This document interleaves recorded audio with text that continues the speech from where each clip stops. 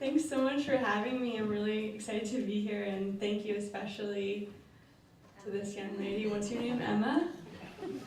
Emily, for lending me my book, which I forgot to bring. So I'm just going to read the prologue. It's really short, and then I'm going to read, if I have time, 2 very short stories that are not the book. So this is my book. It's called No One Else Can Have You, and it's about a big murder in a small town. A police officer comforts a woman on the shoulder of a rural highway. Behind them is a cornfield. The corn is shoulder high, not yet ready to be harvested. The officer has on a Green Bay Packers hat, and the woman is wearing a sweatshirt decorated in teddy bear appliques. She's clutching a cell phone and crying hysterically. She and her husband own the cornfield. She's just found something terrible in there. Deep breaths, don't you know, the officer tells her. Trees line the opposite side of the road, and starlings dive bomb in hordes from one tree to another. The branches bend under the birds' collective weight and fling leaves across the road with every ricochet. Now, Barbie Schultz, I sure know you're upset. He says, you betcha. How many times do we have to deal with some hubbub in your cornfield? It's disrespectful and deplorable, these delinquents and pranksters. He raises his eyebrows, but I can't help you till I understand what's happened in specifics. No, ma'am. So I need to comprehend what all you're saying. He takes a step toward her. The scattered foliage makes Velcro noises underneath his feet. So let's try this one more time, okay? In the middle, she says. Well, there we go, Barbie. The cop nods encouragingly. Okay, then. He gestures for her to continue. There's a tree in the middle, she says. See, Frank and me set up scarecrows around it. She presses her fingers to her lips. The nails have been lacquered pink to match the teddy bear's noses. But whoever did this, they did something to the scarecrows, and even worse to another vandalism, eh?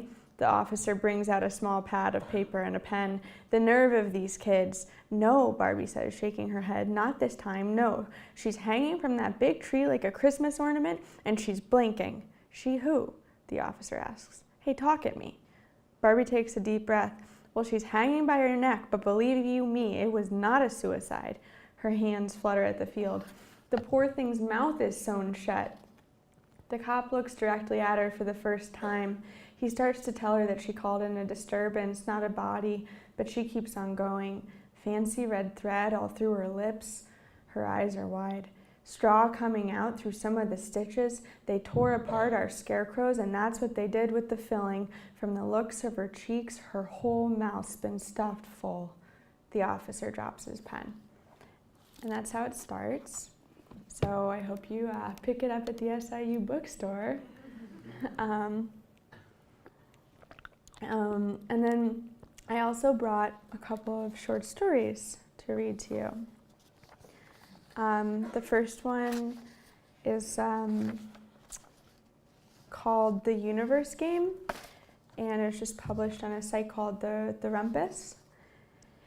And I actually wrote the first version of it while I was here, I think for Beth's class, actually. Dear God, before Mom left, her and Boz and Ava fought constantly. Or really, it was more like Mom yelled at Boz about personal things in the kitchen, and then Ava yelled at Mom for being mean to Boz, or at Boz for putting up with being yelled at. The only time Boz fought back at all, really, was this one time when Mom changed the locks on him, which I guess is pretty offensive based on what he said to her when he got back inside. Boz's quietness isn't loud like Mom's. You can tell when he's being yelled at and isn't saying anything. He's just waiting for it to be over, not plotting something. Not like Mom, who gets quiet the way a volcano is quiet most of its life. Anyway, Ava and I didn't even know Mom had changed the locks until Boz got back inside, because Mom put the new keys on our keychains when we were asleep, and so when we got home the next day from school, nothing had changed for us. All I remember is there were a few days when Boz was gone, and Mom said it was because he'd gone on a business trip, even though she was the one always gone on things like that. Something's fucky. You can just tell us if you're fighting again, Ava told her after we saw Boz tapping on the windows. We already know you're sleeping with your client. Ava's always been the quick one. I've got all of her old teachers, and most of them seem pretty disappointed with me. You're Ava's sister? They asked. Geez Louise, she was one of my brightest students. I want to tell them that she swears a lot, which I think makes her sound common, which is a word I heard the pastor say about people with low morals. I'm the only one in my family who still goes to church. We didn't know for sure that Mom had changed the locks until Boz found a way back in, of course. One day the shower was cold and Mom never cares about those things, so I went into where we keep the boiler to fiddle with it like I'd seen Boz do. And just as I walked in there, I saw a little piece of the floor pop up and there was Boz sticking his head in. There's no basements in Albuquerque, no place to store things except for closets. And I guess when he couldn't get in with his old key, he crawled through the outside vent or something and under the house. It was pretty brave. I mean, he was covered in spiders. I built this floor and I can come back in if I want to, he said. He hadn't built the floor, but I didn't say anything. And then he reached out for me like maybe I was big enough to pull him. I haven't talked to Ava since she left, but we didn't really talk before that either. Ever since she got to be a teenager, she's been sort of a snob to me. She's 15 now, which also isn't fair because 5 is my favorite number. It's weird being 12. Sounds like a big bell or a blue crayon or something else that is boring. I know she's sick all of a sudden and that I should be nice to her, but it's hard to imagine her being anything other than my really pretty sister who everybody likes more. You can't turn off jealous feelings just because someone's sick. Ava's got some long, dark, curly hair and these big blue eyes, so it's hard to imagine her brain is in a wheelchair or however Mom tried to dumb it down for me. And regardless of where her brain is, I still want to be her because my hair can't be long for some reason. It breaks off at the ends if it grows past my ears, which my doctor says is from stress, but what am I supposed to do about it? I don't even get to choose what I eat for breakfast, so it's not exactly like I'm in the driver's seat of my life. Though Boz finally did let me start getting my arms waxed last month, which helped a lot with my self-esteem. We're supposed to go see Ava today, and I do not want to, but Boz and Mom already went 3 times without me, and Mom said that's the last straw, and that she didn't come home to watch me be selfish. You're the one who's like that, I want to say, but instead, I sit very still and try to get her to hug me just by looking at her. I won't go if she won't hug me, I decide, but it's hard for me to yell at her like I want to. I don't know why. Ava once told me she didn't know how to fight with them either until she became a teenager. Then something just clicks, she promised me. All the stuff you've been thinking your whole life comes out massive and mean, and it makes sense too, and you even sound smarter. And that'll hurt them more, and you both, because you realize you're going places they'll never go, and there's power in that, you'll see. The last time I saw Ava was when the police brought her home, and they had a gray blanket around her because she was naked. One of the officers was carrying her clothes. They told Boz what happened and recommended that she become a mental patient right away. I was watching from the top of the stairs, and let me tell you, Ava's eyes were super red, and she kept looking all around, smiling and muttering about geniuses, and she actually looked close to ugly for once. Who am I kidding? She looked beautiful. Anyway, I thought for sure she had taken alcohol or drugs, which we learned about in DARE, but then the police left. Boz told Ava to stop with the shenanigans. He said he wasn't going to take her anywhere, and that she was just going to stay put and stop acting out because Mom was gone. Boz is a medical doctor, but sometimes he doesn't pay very much attention and misses obvious stuff, in my opinion. When Mom loved him, she explained he was a space cadet because he had to pay very close attention at work so that nobody sued him. So he came home with his mind tired and let it wander occasionally to give it a break. Now she just calls him an idiot. I know how you feel, Ava Boo, he said to Ava, but you need to keep your pants on, all right?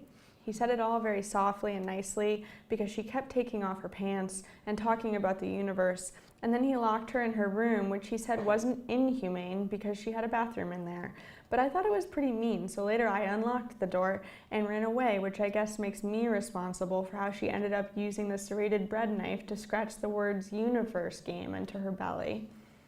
It wasn't deep enough to scar, but it was still my fault, and sometimes I wonder if anyone will love me as much as they love Ava. When Ava came down the next morning bleeding letters through her t-shirt, Boz mopped his mouth and grabbed her by the wrist and drove her straight to the hospital where the police had originally said to take her. I don't know what else to do, he kept saying, and it came out sounding like an apology, that you couldn't tell who he was talking to. When he came back, he had all these pamphlets from a place called Earthen Meadows, which I thought was pretty great sounding because I immediately imagined that if I were at Earthen Meadows, I'd find a way to escape, and then everyone would think I was smart, and they could make a movie about it called Escape from the Earth. But Boz told me to be serious for a second because Ava wasn't escaping and she wasn't well and she wouldn't be the same anymore, and so I needed to get used to it, and then he told me to call my mother and tell her what had happened. Mom was on one of her business trips at that point, but Boz had been calling it a business trip for a while, and I was starting to think maybe it was something else, like a new life with this client, who she's apparently in love with. I guess Boz thought she might not listen if he called, or maybe he thought she'd yell at him, which makes sense. Probably he thought she'd be nicer if it was me. And she was nice, sort of. She asked me if I was okay, and I didn't really know what to say at that point. I've come up with something since then, parts of which I took from movies, which goes, I'm coming apart at the seams, darling. I just don't know how I'll go on. The future looks so dark, and I worry all the time. And now that I've said, I'm fine, thanks, it's like I've lost the chance to be a baby about it or something. What the hell is going on over there, is what my mom asked next. A lot of nudity and gore, I joked. She got quiet and hung up after that, but a few hours later she was home. Now that she's back, the air conditioning is on too high. It's still 2 months before school starts again, and I'm starting to realize why certain relatives say my parents are crazy. Close to 100% of the time, I'm glad they're both around, but I wish Boz would go back to work instead of taking the day off due to Ava, because maybe then Mom would hold me on her lap, even though she hasn't done that since I was a baby practically, and talk to me softly and not in a mad way. Her sister, my Aunt Linda, got drunk at a dinner party last year and said it's Boz who makes her like that. Actually, it seems like everyone has an opinion about my dad, even Ava actually, even though she just says everyone only thinks he's so annoying because he lets them. Boz told me once he got his nickname from his parents. They used to call him Bother, Bother, Bozzer, Boz. I guess when Mom found out they called him that, she started calling him that too. I'm not really sure about if Boz bothers me or not, or if the nickname bothers him, but I know he bothers Mom because she started pulling her hair out before she left on this last business trip, saying that she couldn't stand another second in this place. And I like to think that she meant him and not all of us. A few days before Ava went to the park and stripped naked, she was going on and on about this universe game stuff, saying how the universe was a game and adults are whales that move back and forth between genius and total deproximation from their own totality, which didn't make very much sense. But even before she was doing that, she was doing stuff like eating peanut butter with her hands and squeezing me too hard when she wanted hugs. She told me that the heart is a muscle and it needs a workout, which Boz got a real kick out of, probably because he wasn't the one getting Ava's hugs, which were like boa constrictor treatments. He said she had a way with words and could be a doctor or an artist if she wanted, which was rare. You could be a teacher, he told me, over and over again until the idea felt boring and tired, like the sun in your eyes after a movie matinee. Ava also lied a lot, which is partly why I'm trying to be honest about this no matter what. I used to say I was sick when I wasn't, or that things hurt when they didn't, just to get Boz or Mom to look at me or touch me, and I won't do that anymore. But when Ava and I were little, for instance, like when I was 6 and she was 9, she used to have this really weird dream that always had to do with something that we were learning in school. We'd be at the breakfast table with Mom and Boz, who talked so much back then that the only way to get their attention really was to shock them. So I'd spill my milk on purpose usually, which I also guess is weird. And meanwhile, Ava would be talking about the dream she'd had. Like, for instance, you know, last night I dreamt we were in a world without violence, and blacks and whites were friends, and racism was totally abolished. It'd be while we were doing Martin Luther King week in school, so it'd be super obvious to me that she was only pretending to be wise, but Mom always called it Ava's creativity sparkling through, which was unfair, I think.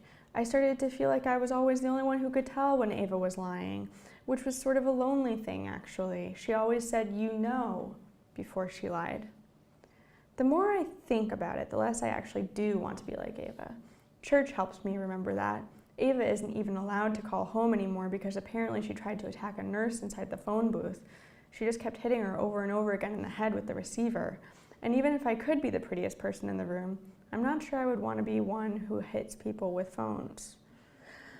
The thing about church is it's clean and never quiet because there's always the organ going or the sermon happening, and it's never musty, and I like the way the colored glass makes the pastor's face like a traffic light whenever he's talking. One time, the pastor took me aside after the sermon and asked where I lived and where my parents were, and when I said down the street, he took me over to the bulletin board in the lobby, which has all the support group pamphlets on it. Bright green paper for confused love seekers, light brown for adult children of divorce. So far, since Mom's been back, I've gone to Alcoholics Anonymous. They asked me to leave halfway through.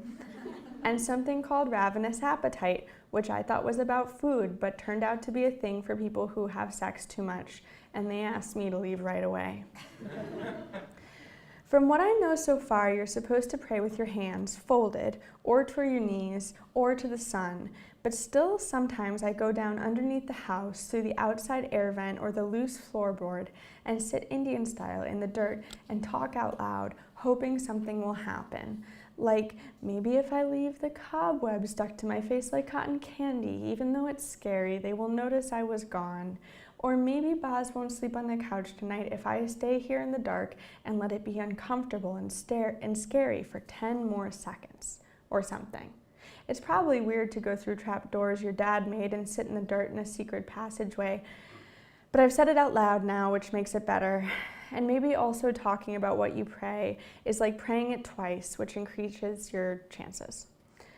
I'm sitting underneath the house when I hear Boz calling for me. I stay very quiet, but then he sticks his head through the trapdoor and says, "Again, honestly, what are you doing down here? It's dirty and I'm not finished with it yet. I'm going to finish it. It's my floor and I built it. Now come on, skedaddle. We're going to the hospital and you're coming with this time." The thing that makes my stomach hurt the most as I crawl toward the light is that I wasn't even hiding. It's just that nobody was trying to find me. Boz says that every person has an episode, especially in our family. Boz says it runs in our blood and that Ava's episode was probably there before and only now decided to happen, like puberty, he said. "When did yours happen?" I asked, but he didn't want to talk about it. "What about Mom's?" He shook his head. "Mom's was the worst," he whispered, and that was all he'd say about it. Personally, I think all these episodes have something to do with the snakes inside of us and the yellow bottles behind the medicine cabinets. They look pretty when you put them on the windowsill and let the sunlight through. Sometimes if you squint into the darkness like I do underneath our house, you'll see a snake inside of you where a baby goes. One day it comes bursting out of your chest, and then that's who you are after that. You're the snake. It was different for Ava, I think, but maybe it wasn't. "Will Ava be a snake when we see her?" I asked softly as Boz drives us to the hospital. Mom's meeting us there. "Don't be stupid," he says. "Did you know about Ava's snake before she took off her clothes and started yelling about outer space?" "Don't be mean," Boz says, and rolls down the window to cover up my words with wind. If I'm really telling the whole truth from now on, the universe game didn't just used to be something Ava said and then wrote on her stomach. It actually began as these hospital games we played as kids, which I feel a little weird about now that all of this is happening because maybe it's one of my symptoms too.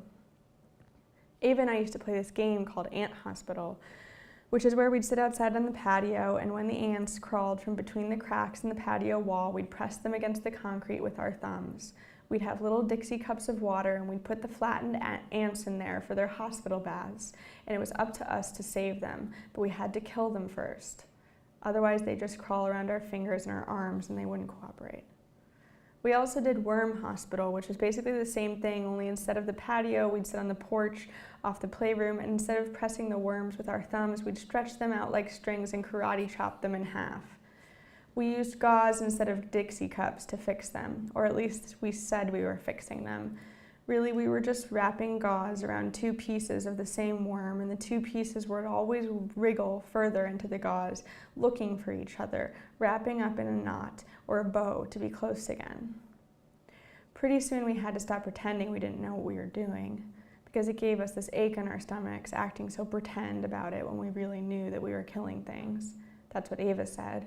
She was 12 and I was 9, and Ant Hospital and Worm Hospital became just the universe game, because the ants and the worms were like little people in medium civilizations, she said, and we were great big gods picking creatures for heaven. After Ava got nude in the park, and before she started writing on herself with knives, I heard her talking about the universe game to the police. The new universe game, though. the one where humans are whales and stuff. And at the time, I mostly felt flattered that she was remembering something we did as kids, because now that Ava's a teenager, she doesn't really talk to me anymore, like I said. Tried to figure out if she was the whales, or if we were both the whales together. I even looked up what totality meant, because she kept shrieking it downstairs that day, but after a while I got tired and went to sleep. At Ava's hospital, we have to get buzzed in through 2 heavy doors to get to where they keep her. The ceilings and walls are white, but the floors are a dirty yellow, and the nurses are walking around with carts full of dirty dishes or clean laundry, or sometimes just pillows. Other people who obviously aren't nurses are walking around in slippers, playing with their fingers or talking to their fingers. They look like how Ava looked the day that the police brought her home from the park, except tired like me. Everyone's wearing nightgowns, even the boys.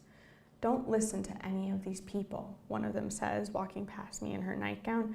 "They're all crazy." Her hair is cut unevenly and short, like maybe it breaks off instead of grows, like mine. Mom and Boz are walking on either side of me, but neither of them tries to hold my hand when the sick lady passes, not even when I let my arms bop against theirs. "This whole place looks the same," Boz says. He stops, looks around. "Such uniformity, I wonder." "Save your academic jerk-off for someone who cares," Mom says, rolling her eyes at him.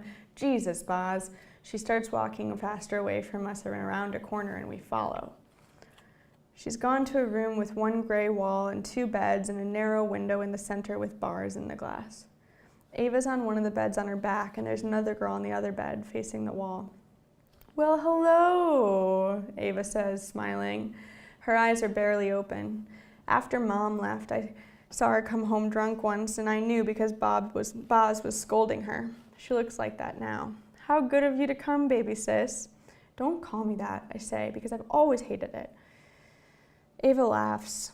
I wish Mom and Boz would leave, because right now I could ask her if she's the whale, or if I am, or if we both are. "Oh, honey," Mom tells her. Mom and Boz are planted like statues, standing by Ava's bed, but not too close to it. You'd think they'd be better at this visiting stuff, because unlike me, they've done it before. But Boz keeps opening his mouth and shutting it, and Mom looks like she's going to cry, so it's sort of up to me to make the noise, I guess, per usual. "Are you still sick, Ava?" I ask. Mom gives me a look, but I stick my tongue out at her, because all of a sudden it feels like this is the sort of place where you can do anything. And plus, you can't just come home after loving your client for so long and expect to be the boss again.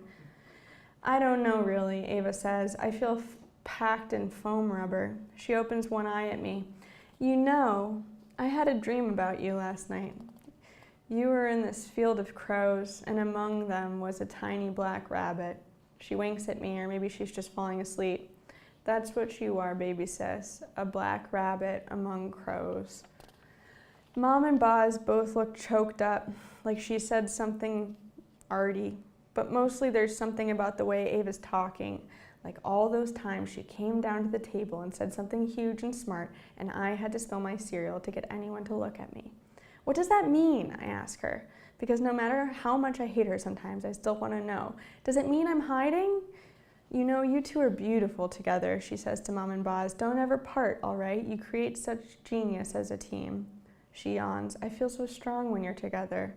"Ava, answer me," I say. And then I see this crazy thing. Mom reaching for Boz's fingers, the 2 of them holding hands. My stomach tightens, and I don't know if I'm sick or excited. Ava's just smiling, her head nestled in pillows like some kind of queen.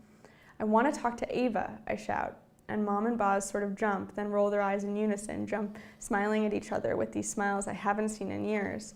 And then they leave us. So it's just Ava and me and that girl who's a lump in the other bed. "Sis," Ava hisses, squinting at me. "They've got me on so many drugs, it's crazy." She looks up at the ceiling. "I'm crazy. It's like being on a cloud, but sometimes I barf because of turbulence." I squeeze her arm, trying to get her to look at me. "Ava, are you lying again?" I ask. Because Mom and Boz never touch each other anymore, but they would for this kind of an emergency. And Mom was about to leave, it seemed like, but now it looks like she might stay. "Did you just want Mom and Boz to make up and have a baby again or something?" "Why would I want that? They made us, remember, and now we're stuck with it." Ava smiles at me, her eyelids droopy. "Anyway, I'm not a witch." My stomach twists again. All I can think about is that snake. Ava, I whisper, shaking her arm. Ava, listen. Am I going to be crazy too? I'm not an oracle either, she says, and turns on her side to face the wall. Soon she's snoring, one more lump in the room. On the way home, I say nothing. We pull into the driveway, and Mom and Boz walk to the front door together, and he's rubbing little circles on her back. I stay outside. The vent is still loose from where I pulled it off the last time, so I crawl in underneath the house and sit down cross-legged, watching the light knife through the wooden floor above me and sparkle on the dirt. There's barely enough room to fit, and I don't know how Boz ever squeezed through that day after Mom changed the locks. I can hear them above me now. Their footsteps send dirt into my hair. I wipe the cobwebs off my face and stick my finger into the gray dirt to draw a 5, my favorite number, with an exclamation point next to it. 5, 5. The exclamation points look like daggers with puddles of blood underneath, and the 5 is a snake looking at the sky, going to heaven. 5, 5, 5, 5, 5, 5, 5, 5, 5. Amen. And that's the end of that story.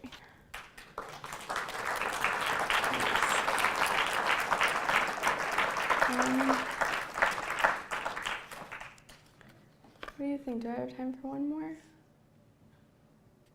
Maybe? Yeah, okay. This one is about sex. Sort of. It's called The Tub is Just the Safest Place. I'm going to drink some water.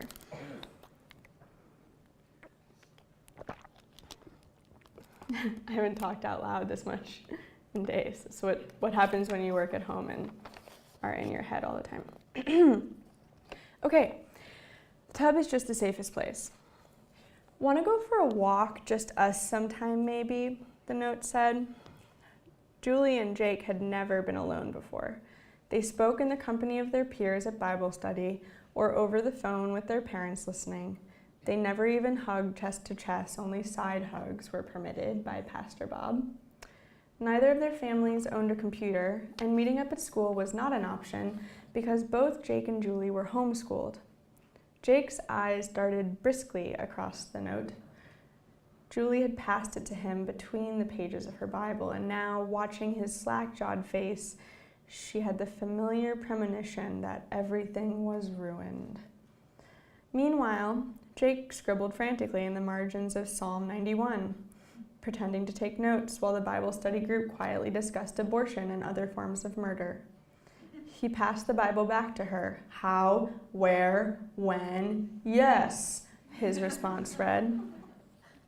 By the time Bible study adjourned, they had concocted plans to meet in the church parking lot the next day around 5. They were skipping teen talk, but maybe God would understand. It was the only sin that Julie had ever prearranged in her entire life. As her mother's radio issued its tornado warnings for the week, Julie remembered the tornado that killed Mr. Wilkinson's son's golden retriever, the only known fatality in Tornado Alley. That day, Julie's mother had let Julie stick her hand out the front door. Just for a second, Mother said, so that you know what I mean when I say even when God's quiet, something's coming. That afternoon, standing on her front porch with her hands aloft, her fingers twitching in the breeze, Julie learned there is a moment before the windows break when the wind chimes remain silent. While everything around you holds completely still, every leaf, every porch swing, every blade of grass, something like a storm whistles in your ears. Julie turned down the volume on the radio. If she went into the basement during every tornado warning, she'd have grown up in the basement. Plenty of people went about their business while the sirens blared, she reminded herself, taking joyrides or going for walks in those weird new subdivisions whose construction had halted as soon as the recession hit. Julie and Mary, her sister, were not allowed anywhere near those mini mansions because apparently kids did drugs there. But aside from a few toppled, half-built homes where nobody lived, and Mr. Wilkinson's son's dog, the weather had never caused any real casualties that Julie could think of, besides maybe a social life. That night, as Julie lay in the lower bunk below Mary, she wondered what Jake's stomach looked like, while reassuring herself that nobody from Teen Talk would ever tell on them for skipping. Mary's 12th grade group would be at the hospice place singing hymns to the dying. The older kids were always singing hymns to dying people, so Julie didn't have to worry about her sister tattling. Julie touched her lips with her fingers to see what they might feel like to another person. The pulse in her thumb beat hard against her lower lip, and Julie wondered why she hadn't written the note earlier. Jake had moved from Colorado months ago. Julie wondered if he'd had girlfriends there.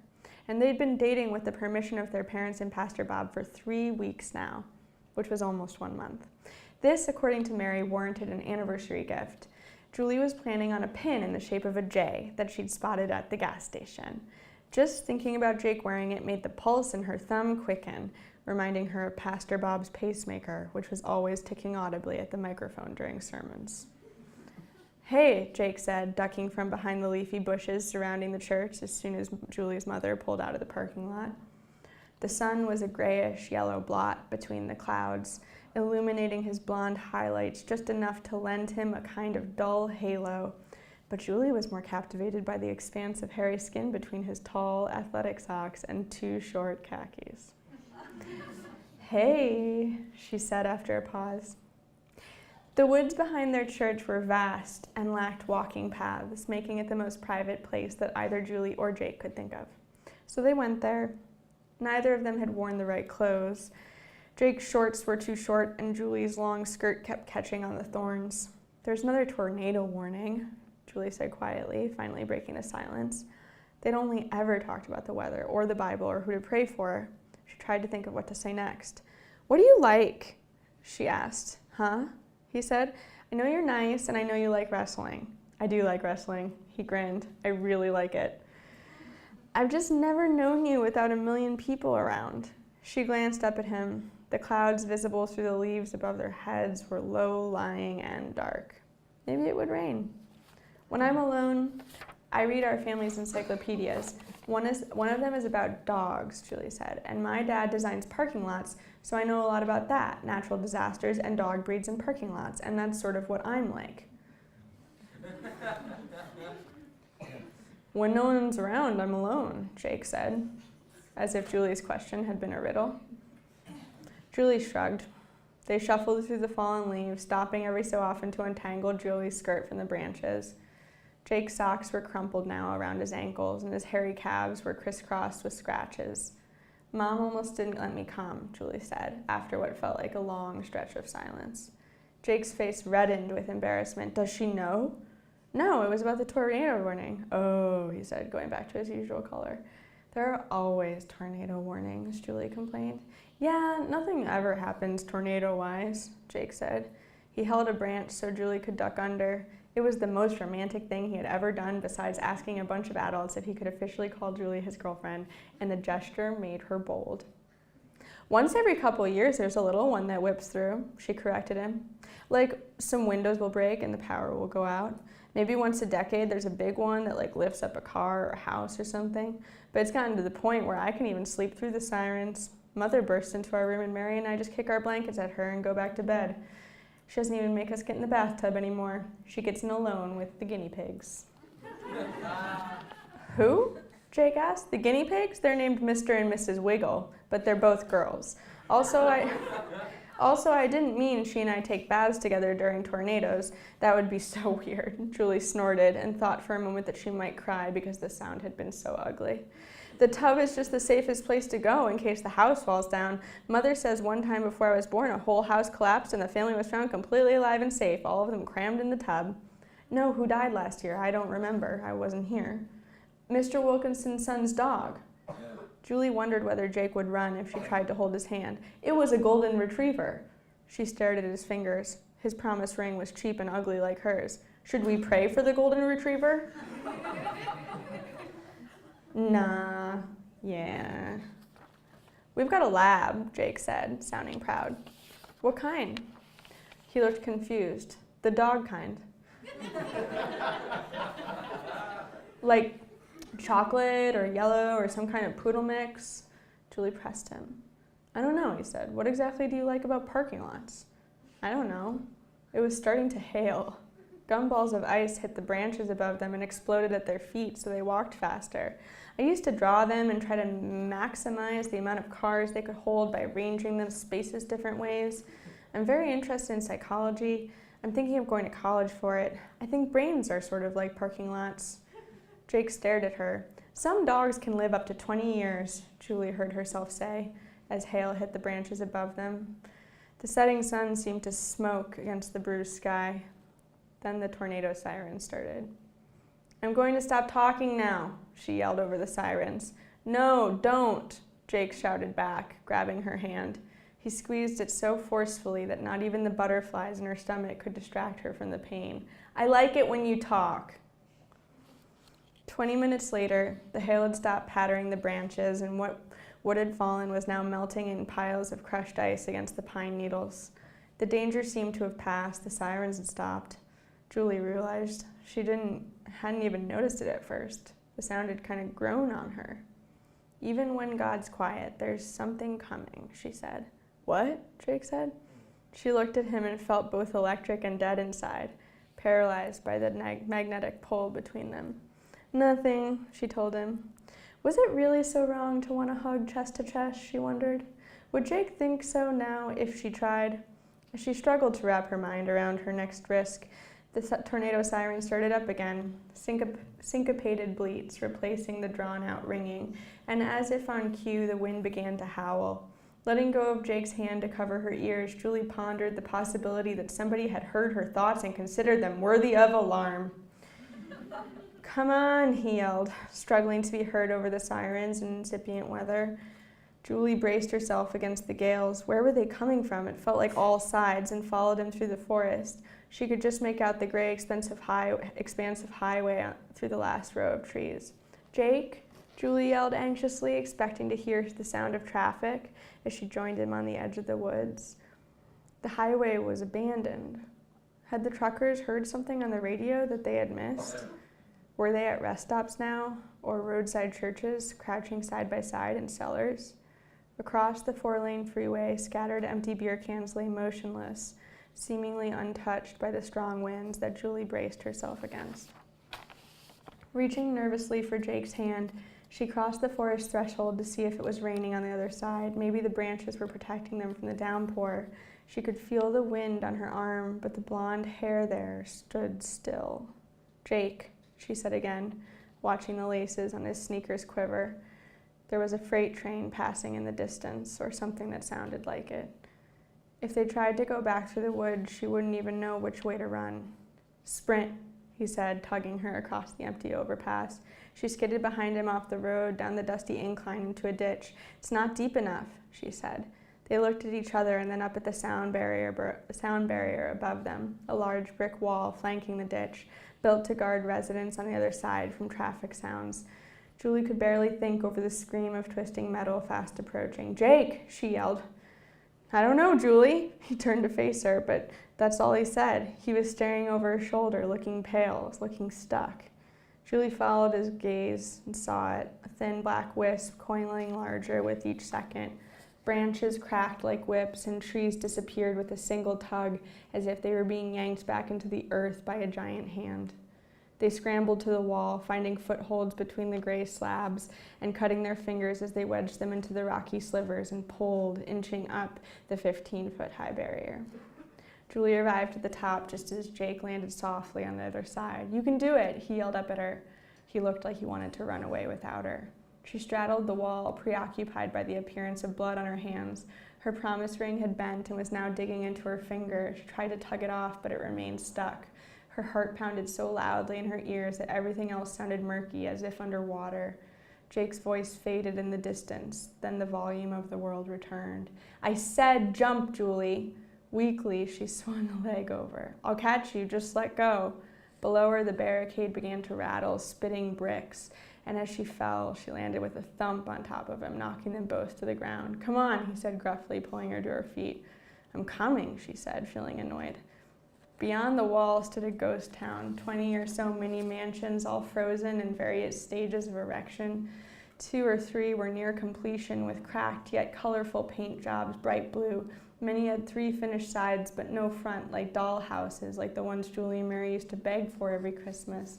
On one plot, a staircase jutted from loose gravel leading nowhere. On another, a single rib cage of wooden beams protruded near a sign reading Drive 25, Keep Kids Alive. It reminded Julie of the book of Daniel. "We need one with a roof and walls," she said, "a bathtub." Jake seemed to hear. They stopped in front of an almost finished house, bare wood with a heavy door, shingles and everything. One of the outer walls had been scrawled with graffiti and a window was broken. Jake crawled through first, pulling Julie in after him. She followed across the unfinished floor, pulling the shards of glass out of her elbows and thighs as she walked. "There's no basement, but there is a tub," Jake said. He reached his fingers through a hole in a door where a doorknob should have been and pulled it open. "Here. How do you know this place?" she asked, dazed, following him to the bathroom. Blood tracked behind them on the tiles. The walls shook and a toilet that wasn't attached to the ground began to rattle. Jake climbed into the tub. "My brother and I smoke weed here sometimes," he said, spreading his legs.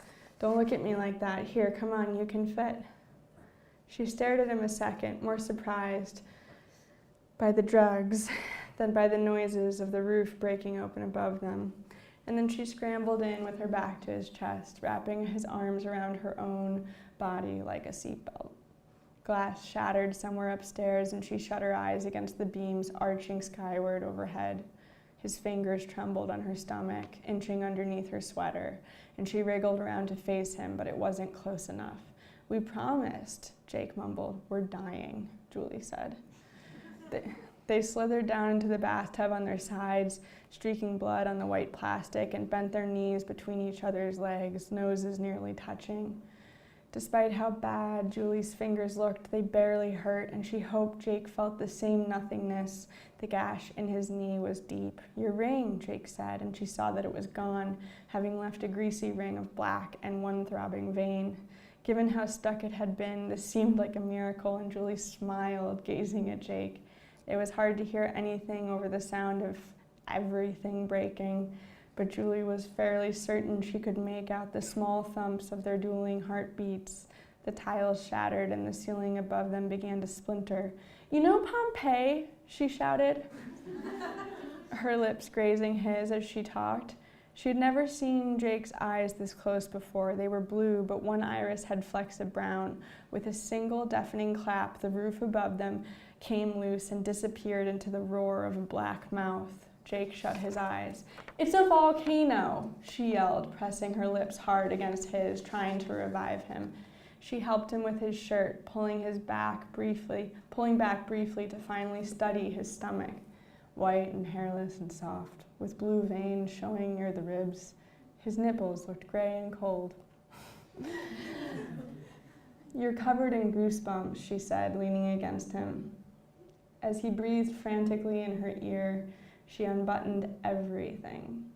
For a second, she thought that she could see the toilet levitate. "Keep talking," he pleaded. The beams of the roof were lifting, tenting against the blackness of the sky. Shingles were popping loose in multitudes, swirling like angry bats. "Tell me about the parking lots, the volcanoes, dogs, whatever, Julie, anything." Instead, she wrapped her arms around him. She wanted to talk about the couples who had died, how archaeologists had discovered twosomes entwined and mummified, reaching for each other out of love or fear, or some knee-jerk thing. And what's the difference, really? She pulled him closer.